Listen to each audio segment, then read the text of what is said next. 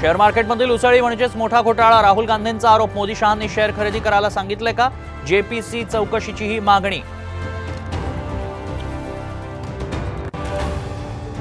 चंदीगड एअरपोर्टवर महिला सुरक्षा रक्षकानं कांचीलात लगावली, मंडीच्या खासदार कंगना राणावतचा आरोप।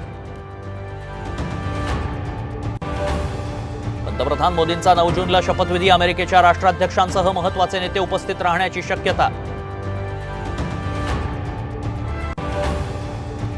देवेंद्र फडणवीस दिल्लीला रवाना, अमित शहांची घेणार भेट, भेटीपूर्वी नागपुरात संघ पदाधिकाऱ्यांनी केली चर्चा।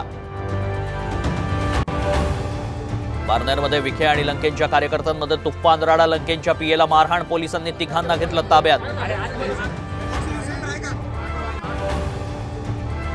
मुंबई पालिका अधिकाऱ्यांवर दगडफेक, पवईत अतिक्रमण काढण्यासाठी गेले असतानाचा प्रकार, दगडफेकीत 5 पोलीसही जखमी।